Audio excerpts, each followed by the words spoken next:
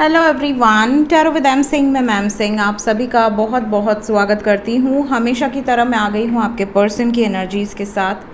देखते हैं collective level पे आपके पर्सन की एनर्जीज़ क्या हैं, सबकॉन्शियस माइंड में क्या चल रहा है, इमीडिएटली क्या एक्शन एक्सपेक्टेड है। शुरू करते हैं आज की रीडिंग लेके प्रभु का नाम। हर हर महादेव, जय हो शिव शक्ति, जय हो राधे कृष्णा, जय हो मेरे भाई। सबसे पहले मेजर अरकाना से हम लेंगे 5 कार्ड, क्लैरिफाई करेंगे टैरो से। देखते हैं आपके पर्सन के सबकॉन्शियस में क्या चल रहा है। उसके बाद देखेंगे उनकी करंट फीलिंग्स एंड लास्ट में लेंगे एंजल्स की तरफ से कुछ गाइडेड मैसेज नेक्स्ट एक्शन के साथ।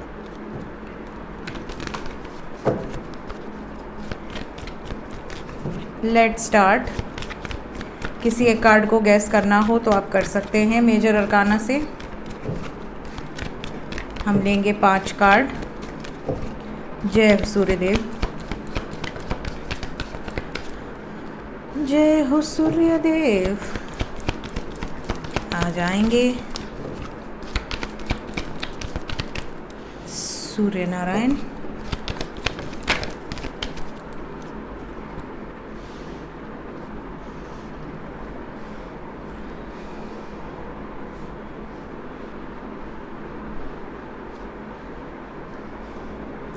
बॉटम ऑफ द डेक से है माँ शक्ति की energy, high priestess. Okay, sign की बात करें तो यहाँ पर मीन राशि, तुला राशि, सिंह राशि, वृषभ राशि, कर्क राशि। ठीक है, यहाँ पर एनर्जी मौजूद है। वाटर साइन बहुत स्ट्रांग है। उसके बाद है एयर, अर्थ, फायर, सभी साइन है यहाँ पर। एनर्जी की बात करें तो एनर्जी यहाँ पर ऐसी है जैसे आपके पार्टनर बिल्कुल बिंदास हैं। इनको कोई डर नहीं है, कोई फियर नहीं है। इस टाइम पीरियड में इन्हें ऐसा लग रहा है कि जो चीज़ें बहुत लंबे समय से खिंचती चली आ रही हैं उन चीज़ों को और न खींचें। जितना जिस सिचुएशन को वक्त देना चाहिए उतना ही देना है। तो अगर आपके पार्टनर को ऐसा लगता है कि आप दोनों के बीच में अब ये परफेक्ट टाइम है कि अब यूनियन हो जाए तो ये इस टाइम पे हो जाएगा।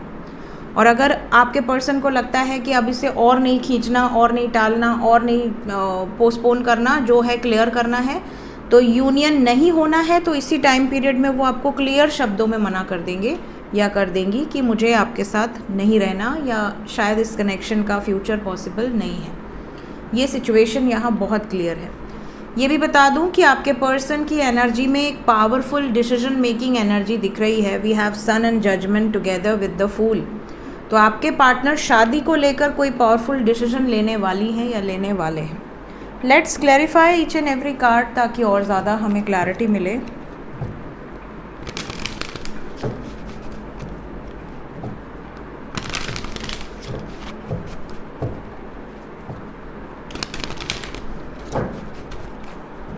क्लैरिफाई करें।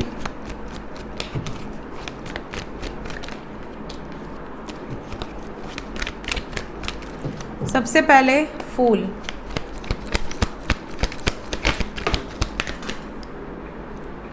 नीचे गिरना जरूरी है। फूल को क्लैरिफाई किया है क्वीन ऑफ वॉन्ड्स और क्वीन ऑफ स्वॉर्ड्स।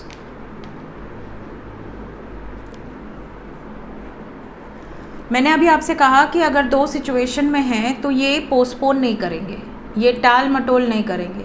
ये वो टाइम पीरियड है जब आपके पार्टनर सडनली एक्शन लेंगे, सडनली चीज़ों को क्लियर आउट करेंगे। ठीक है, कि हाँ मुझे इसके साथ रहना है या नहीं रहना है। ठीक है, तुमको क्या हो गया भाई? हाँ अब ठीक है। मैं वहाँ देख रही हूँ, यहाँ पर ये बंद हो गया। मैं सोची इनको क्या हो गया अचानक। आज सुबह से लाइट नहीं है, सुबह से आई ही नहीं। मैंने आपकी सुबह की रीडिंग में बताया था ना, लाइट नहीं है, अभी तक नहीं आई। एक्चुअली बनारस में कुछ पावर अपग्रेड हो रहा है, तो पूरे बनारस में आज कई एरियाज़ की लाइट कटी है। सुबह से लेकर शाम तक कटी रहेगी, 6 बजे तक। हमें पता नहीं था क्योंकि हम अखबार नहीं देखे थे। तो लोग बताए कि अखबार में निकला हुआ है, शायद आपने देखा नहीं। तो यहाँ पे फूल की एनर्जी 2 में से एक सिचुएशन के साथ आगे बढ़ने की है, एक सिचुएशन को हमेशा हमेशा के लिए अलविदा कह देने की है। जस्टिस, जस्टिस को क्लैरिफाई किया है 4 ऑफ कप्स विद हेरोफेंट। आपके पार्टनर डिसअपॉइंटेड हैं। अगर शादीशुदा हैं और किसी रॉन्ग मैरिज में चले गए हैं तो ये डिसअपॉइंटेड हैं। इन्हें ऐसा लग रहा है कि now this is the perfect time कि मुझे नहीं रहना इस रिश्ते में, तो नहीं रहना। और अगर ये सिंगल हैं और इनके ऊपर प्रेशराइज किया जा रहा है अरेंज मैरिज करने के लिए फैमिली के द्वारा या किसी के भी द्वारा, तो ये सारे प्रपोजल्स को रिजेक्ट करते चले आ रहे हैं। मतलब इनकी तरफ से जो भी जेस्चर हो रहा है, इनको जो भी लड़के या लड़की की फ़ोटो दिखाई जा रही है, ये सीधा मना कर दे रहे हैं। इससे भी डिसअपॉइंट हो रही है फैमिली की, मतलब सबको मना कर दे रहा है। अब रिश्ते पेड़ पे तो उगते नहीं हैं, महीने भर में 2 रिश्ता खोज के लाओ बढ़िया और ये मना कर दें, तो सामने वाले जो लोग हैं उनको भी बुरा लग रहा है कि मतलब हम इतनी मेहनत करें ही क्यों, तुम्हारे दिल में क्या है बता दो, तुम क्या चाहते हो या क्या चाहती हो, कैसा लड़का चाहिए, कैसी लड़की चाहिए, तुम्हारा प्रेफरेंस क्या है। तो ये डिसअपॉइंटेड एनर्जी है, ये फैमिली को भी डिसअपॉइंट कर रहे हैं, सबको डिसअपॉइंट कर रहे हैं। इन्हें ऐसा लग रहा है कि अब मैं झेल चुका या झेल चुकी, अब मैं और डिसअपॉइंट ना करूं, मैं सीधा डिसीजन लूं।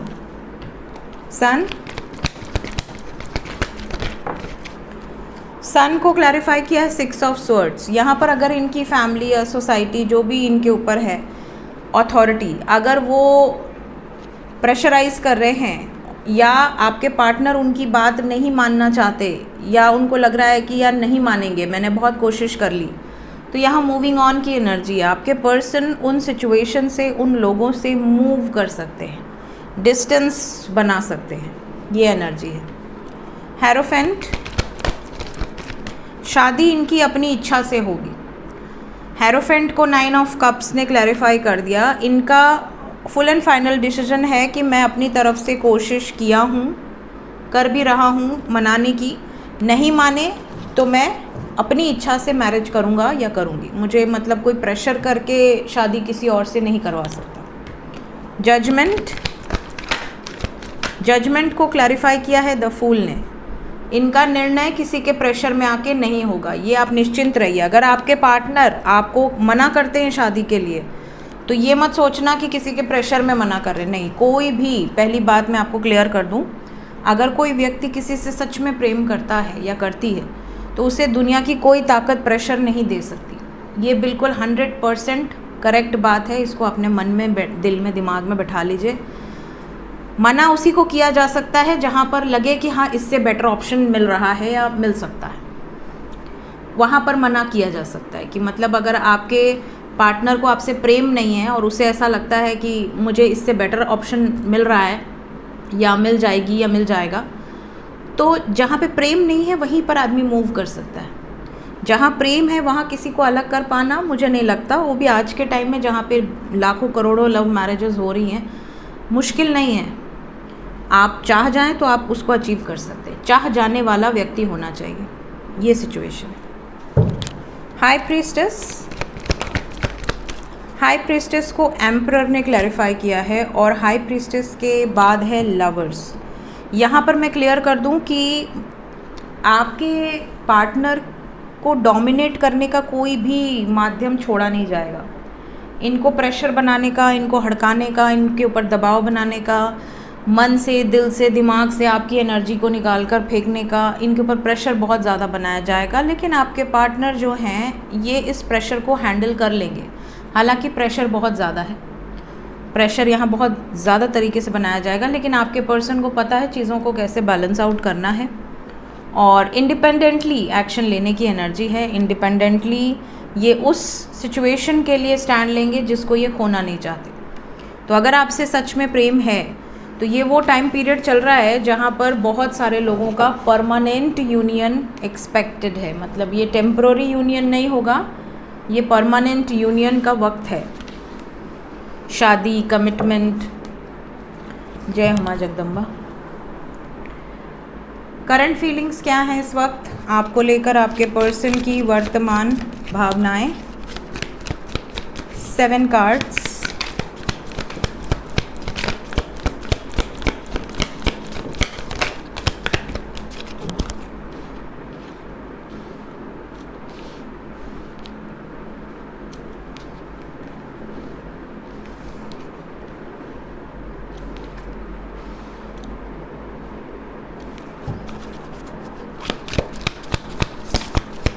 2 कार्ड और sorrow, intimacy, bluff, cloudy judgement, beginnings, exhaustion, memories. Bottom of the deck है ट्रैप्ड। सो गाइज, यहाँ पर जो फीलिंग्स है, आपके पर्सन एक नई शुरुआत करना चाहते हैं, ग्रीफ से, डिप्रेशन से, बहुत ज़्यादा पैनिक सिचुएशन से बाहर आना चाहते हैं। यहाँ पर ये भी बता दूँ कि अगर आप दोनों का कोई पास्ट रहा है एक दूसरे के साथ, बॉन्डिंग में क्लोजनेस रही है, इंटीमेसी रही है, कभी आप दोनों एक दूसरे के साथ फिज़िकल टच में आए हैं, तो ये उन मोमेंट्स को इस टाइम पीरियड में बहुत ज़्यादा रिकॉल कर रहे हैं। मेमोरीज़ की एनर्जी है विद इंटीमेसी। कहीं ना कहीं ऐसा लग रहा है कि देखिए, जब इंसान किसी के साथ फिज़िकली इन्वॉल्व हो जाता है, आजकल तो आप जब चैट करते हो या किसी से बातें करते हो तभी भी आप बहुत ज़्यादा उनसे अटैचमेंट फ़ील करते हो, लेकिन जब आप फिज़िकली किसी की तरफ अटैच हो जाते हो तो फिर आपको उसको लेकर इतनी ज़्यादा पॉजिटिवनेस हो जाती है, वो ऑटोमेटिकली आपके अंदर जनरेट होता है, क्योंकि आपको फिर लगता है कि शी इज़ माइन या ही इज़ माइन। तो वो वाली वाइब्स जब आपके अंदर आ जाती है और फिर आपको ऐसा लगता है कि लोग अलग ना कर दें, उसकी शादी किसी और से ना हो जाए, मेरी शादी कहीं और ना हो जाए, मैं उसके बिना रह नहीं सकती या रह नहीं सकता, या वो मेरे बिना नहीं रह सकती या नहीं रह सकता। तो जब ये इतना क्लोज बॉन्ड क्रिएट हो जाता है और उसके बाद कुछ ऐसे लोग होते हैं जो ब्लफ होते हैं, जिन्हें बस फिज़िकल एक तरह से इंटीमेसी से ही उनको लेना देना रहता है कि भाई मेरी नीड्स पूरी हो गई, नाउ अब it's time to move on. ठीक है, कई लोग ऐसे होते हैं जो बहुत ज़्यादा अटैच हो जाते हैं, फिर उनको ऐसा लगता है कि अब तो मैं जान दे दूँ लेकिन इसके साथ ही रहूँगा या रहूँगी। तो यहाँ 2 तरह के लोग होते हैं। कुछ लोग आपको सिर्फ यूज़ करने के लिए आते हैं आपके जीवन में, उनके साथ आपका कोई बैड कर्मा एसोसिएटेड होता है, धोखा, चीटिंग, समथिंग। और कई लोग होते हैं जो आपको उसके बाद बहुत ज़्यादा वैल्यू आपकी बढ़ जाती है उनके जीवन में, आपको ऐसा लगता है या उनको ऐसा लगता है कि ये मेरा रिस्पॉन्सिबिलिटी है, मैं इसको छोड़ नहीं सकता या छोड़ नहीं सकती। प्लस आपकी मेमोरीज़ उनको हर बार आपके और करीब लेकर आती हैं। तो इंसान को एक नई शुरुआत करनी हो तो इनके मन में ये फीलिंग्स हमेशा है कि भाई मुझे तो इसी के साथ नई शुरुआत करनी है, जिसके साथ मेरा फिज़िकल मोमेंट रहा है, इमोशनल मोमेंट रहा है, या एक स्पिरिचुअल कनेक्शन रहा है। आपसे दूर होते ही इनको ऐसा लगता है कि इनकी सोल कहीं छूट गई, इनकी बॉडी कहीं जा रही है। इनको ऐसा भी लगता है कि आप दोनों किसी जर्नी से कंसर्न है, कुछ ना कुछ आप लोगों का एक कनेक्शन बहुत स्ट्रॉन्ग है। इल्यूजन्स में आके या किसी भ्रम में, किसी के बहकावे में आके या आपको छोड़ दें, इतना कमज़ोर रिलेशन नहीं है। तो अगर आपको कभी ऐसा फीलिंग आता है कि मेरा रिलेशन में बैलेंस नहीं है, चीज़ें बहुत ख़राब चल रही हैं, या उनका बिहेवियर सडन चेंज हो गया या आपका बिहेवियर सडन चेंज हो गया, या बहुत डिस्टॉर्टेड बिहेवियर है, आपको बिल्कुल वैल्यू नहीं कर रहे हैं या नहीं कर रही हैं, तो समझ लेना कि आपने रॉन्ग पार्टनर सेलेक्ट किया था। क्योंकि जो इंसान बदल जाए वो प्रेम नहीं कर सकता। प्रेम में प्रेम बढ़ता है, घटता नहीं है। अगर आपका प्रेम बहुत पीक पे जाके बिल्कुल नीचे गिरने लगा तो समझ लीजिए कि वो कभी प्रेम था ही नहीं, वो आपका एक इल्यूजन था, भ्रम था। तो इनकी फीलिंग्स में ये सारी चीज़ें चल रही हैं। अब यहाँ पे एक किसी का पर्सनल रीडिंग तो है नहीं, ये कलेक्टिव रीडिंग है। कलेक्टिव रीडिंग में कुछ लोगों के पार्टनर ब्लफ हैं, जिन्होंने मास्क लगा रखा है, एक बहुत अच्छा व्यक्ति बनकर आपको दिखाया है, लेकिन इनके अंदर 25 तरीके की नेगेटिविटीज़ हैं जो धीरे धीरे अब आपके सामने आ रही हैं। तो आपको लग रहा है कि यार ये तो बहुत प्यार करता था या बहुत प्यार करती थी, सडनली ये कैसे बदल रहा है या बदल रही है। कई लोग ऐसे हैं जो कोई जजमेंट लेना चाहते हैं, किसी भ्रम में आके नहीं, अपने क्लियर माइंडसेट से। कुछ लोगों के पार्टनर वो हैं जो मतलब एक बार अटैच हो गए तो अब मरते दम तक साथ निभाएंगे टाइप्स। तो यहाँ हर तरह की एनर्जी है। अब ये आपको, जब आप रीडिंग सुनोगे तो ये आपको डिसाइड करना है कि आपके पार्टनर की एनर्जी इनमें से कौन सी है, बिकॉज़ ये कलेक्टिव रीडिंग है। अगर आपको ऐसा लगता है कि आपके पार्टनर इस एनर्जी से ऑपरेट कर रहे हैं जहाँ पे बहुत स्ट्रॉन्ग कनेक्शन है, तो आप निश्चिंत रहिए, आपको घबराने की कोई ज़रूरत नहीं है। अगर आपके पार्टनर इस टाइप के हैं कि ये चीट कर रहे हैं या प्यार कम होने लगा है, इग्नोर करने लगे हैं, झूठ बोलने लगे हैं, आपको ऐसा लग रहा है कि आपको पाने के बाद अब इन्हें आपको खोने का डर नहीं रहा, इन्हें हमेशा ऐसा लगता है कि नहीं ये तो है ही, अब बाहर अलग अलग रिलेशन रखो, तो ऐसी सिचुएशन में हो तुरंत पीछे हट जाओ, ऐसे रिश्ते से बाहर निकलो। जितना इस रिश्ते को दोगे उतना ही टॉक्सिक इन्वायरमेंट क्रिएट होगा आपकी लव लाइफ में, है ना। आपको ड्रेन करता जाएगा, आपको अंदर ही अंदर खाता जाएगा टेंशन। तो इस तरह की सिचुएशन में हो तो बाहर निकल जाओ। सीधा सिंपल गाइडेंस यही है, क्योंकि वो सिचुएशन आपको लगता है कि आप इम्प्रूव कर लोगे, सब कुछ पहले जैसा हो जाएगा, लेकिन सामने वाला इंटरेस्टेड भी तो होना चाहिए पहले जैसा करने के लिए। जब सामने वाले को इंटरेस्ट ही नहीं होगा, वो माइंडसेट में अपना क्लियर एम लेके आया होगा कि मुझे बस पाना है, उसके बाद छोड़ना है, तो आप उसके लिए कुछ भी कर लो, उसको फ़र्क नहीं पड़ेगा, वो टॉक्सिक ही रहेगा या रहेगी। ऐसे व्यक्ति से अगर गलती हो गई तो कान पकड़ ले, दोबारा ऐसी गलती ना करें, ठीक है। इमीडिएट एक्शन क्या एक्सपेक्टेड है?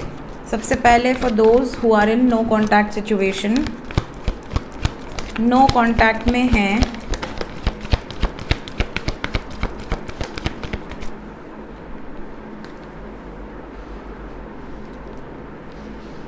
दे are in pain, they are in suffering. आपको याद कर कर के बहुत ज़्यादा टेंशन है, बहुत ज़्यादा स्ट्रेस है इनको, स्पेशली अगर आपसे बात नहीं हो रही है, बिल्कुल ब्रेकअप सिचुएशन है। तो बहुत सारे लोगों के लिए गुड न्यूज़ ये है कि आपके पार्टनर अब और सफ़र नहीं करना चाहते। ये उन लोगों से, उन सिचुएशन से मूव कर लेना चाहते हैं जो आप दोनों के डेस्टिनी के बीच में आ रहे हैं। अगर आप दोनों की डेस्टिनी सेम है, और कुछ लोग ऐसे हैं जो आप दोनों को अलग करना चाहते हैं, या चाहते हैं कि आप इन्हें त्याग दें या वो आपको त्याग दें, दिन रात कोशिश कर रहे हैं मैनिपुलेट करने की। तो ऐसे व्यक्ति से, ऐसी परिस्थिति से, ऐसी सिचुएशन से मूव करते हुए नज़र आ रहे हैं। आपके साथ यूनियन एक्सपेक्टेड है कमिंग 27 आवर्स के अंदर। 27 आवर्स के अंदर बहुत सारे लोग ऐसे हैं जो यूनियन में आ जाएंगे, ठीक है। 9 नंबर यहाँ पर दिख रहा है। जो लोग कांटेक्ट में हैं उनके लिए क्या गाइडेंस है? Those who are in contact situation,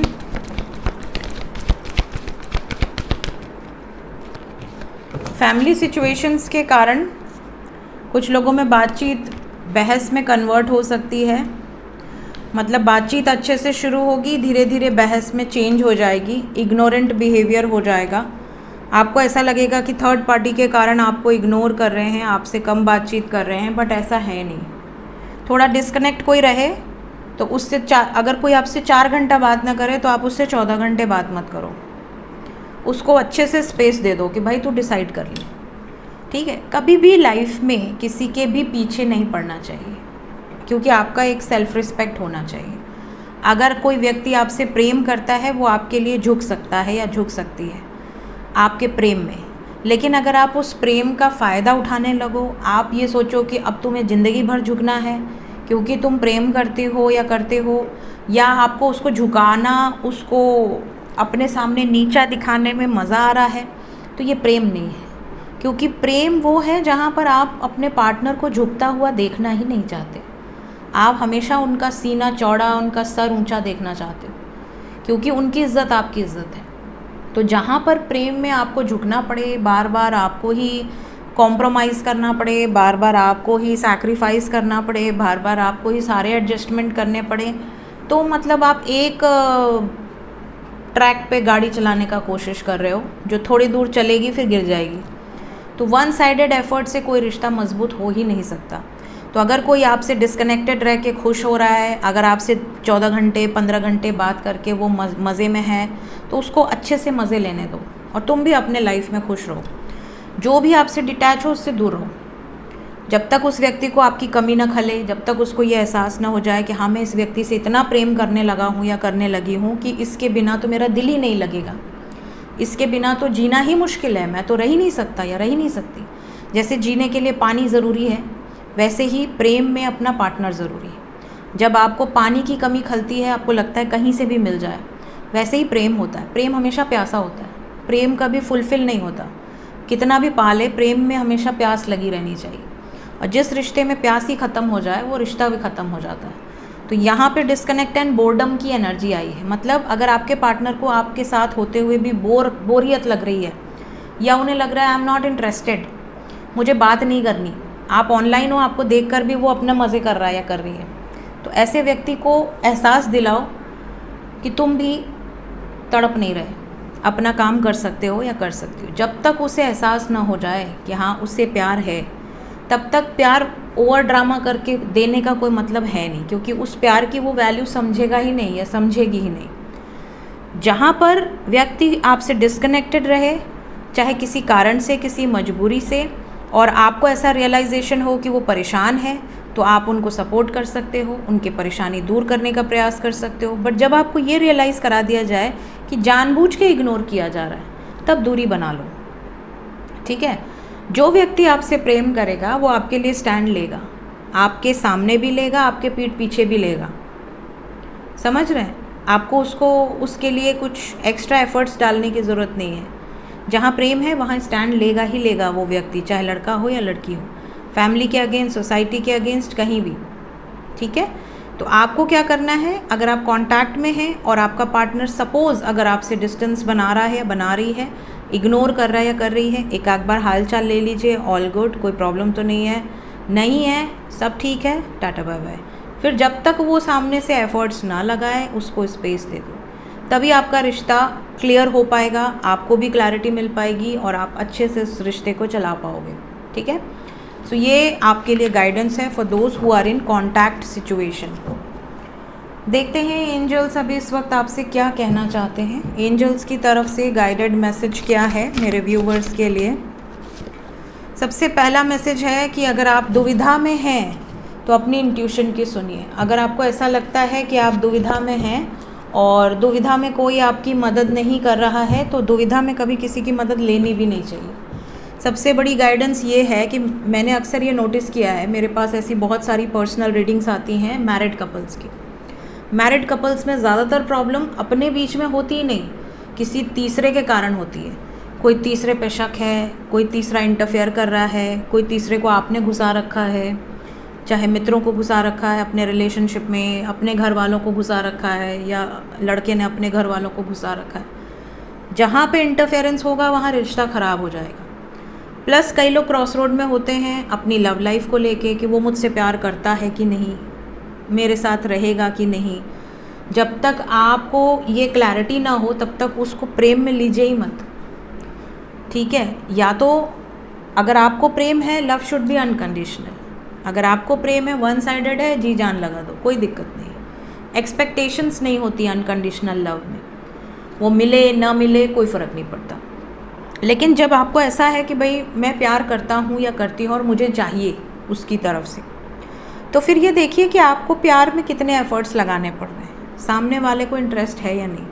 सामने वाले की भी एनर्जी जब तक एक इक्वल फ्रिक्वेंसी पे नहीं आती है, तब तक आप क्रॉस रोड में ही रहोगे और आप अपने आप को कष्ट देते रहोगे कि पता नहीं क्या होगा, पता नहीं कमिटमेंट मिलेगी कि नहीं, पता नहीं यूनियन होगा कि नहीं, पता नहीं मुझे याद भी करता है कि नहीं, ब्लॉक करके बैठा है, उसको पड़ी नहीं है, आप रो रहे हो, तड़प रहे हो, परेशान हो रहे हो।